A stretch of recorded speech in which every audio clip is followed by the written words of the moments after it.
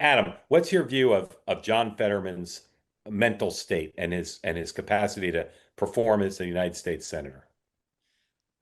I've been reading the articles and it seems a little bit scary. It seems like something fundamentally changed after he had that stroke.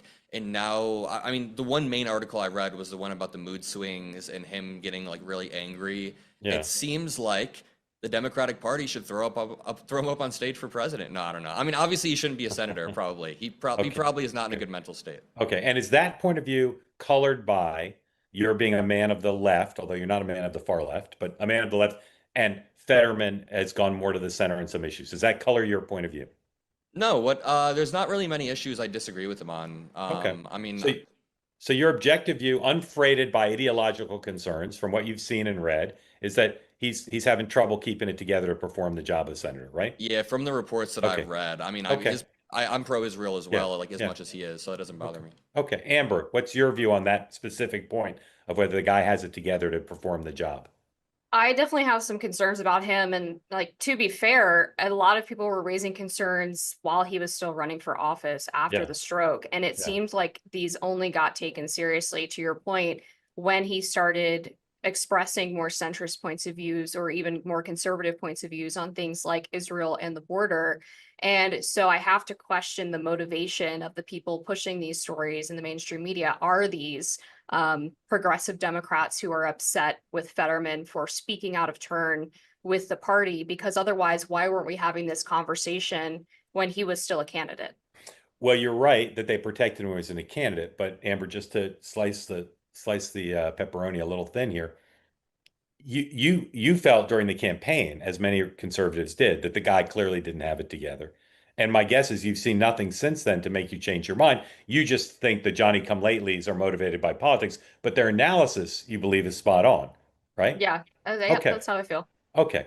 Just I thought that's where we'd come out, but just getting it on the record. Now, I've told you for months, Joe Biden to this day has good days and bad days. And if you saw the press conference, the gaggle he did on Friday, he still has good days.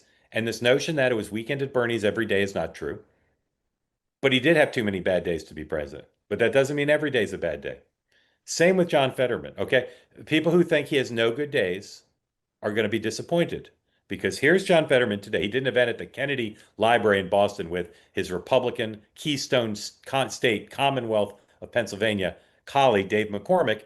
And here's John Fetterman talking about the smears what is he calls them smears of people saying he's missing votes because he's having mental issues. Roll that, No, please. for me, it's very clear. It's just part of like this weird smear, this thing. And the more kinds of left kind of media continues to have these kinds of an attack, and it's just part of a smear, and that's just not it's just not accurate. I've always been there. And for me, if I miss some of those votes, some of those votes, I've made 90% of them. And we all know those votes that I've missed were on Monday. Those are travel days. And I have 3 young kids, and those are throwaway procedural votes that they were never determined if they were important. That's a choice that I made. And, of course, he did defend me through that. And he actually asked me, it's like, is it okay to defend you? I don't want that to create more political problems. Thought it might hurt him. Yeah, he did. And I'm like, no, I appreciate that. He and people recognize the smear in this process of this. Again, I watched not the whole event, but I watched a lot of it. He was perfectly lucid and focused. He repeats himself a little bit there, but I do that too. Adam, what's your view after looking at that? I still believe the multiple reports that I've read that his behavior behind the scenes is erratic and oftentimes scary. Often, but not always. No, I mean, if you're in that position of power, though, you probably should be lucid. I think we've learned that. Yeah. Amber.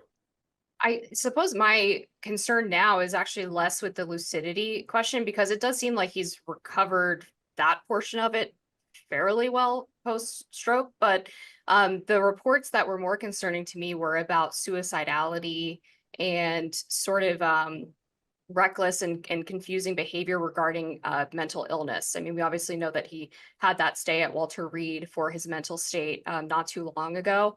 And that's the element of it that I find a little disturbing. All right. If you were a Pennsylvanian, would you be satisfied with his representation of you, Adam? I think if you go back to the candidates, then over Dr. Oz, or it wasn't a Dr. Oz, then Yeah. definitely. Yeah. Yeah. Amber? I'd be a mixed bag. Yeah. It's like, I don't think okay, it's well, I have this Democrat that's representing me that is actually sounding more sane than most of his party, but at the same time is apparently not sane. So, you know, who knows? I'm not sure it's manifested in his policy much that I've seen. Yeah. I mean, it's a complicated thing. Like what you see? Why don't you subscribe? This is a great opportunity to be part of unique conversations. Just hit the subscribe button. And if you want to watch our events live, go to twoway.tv.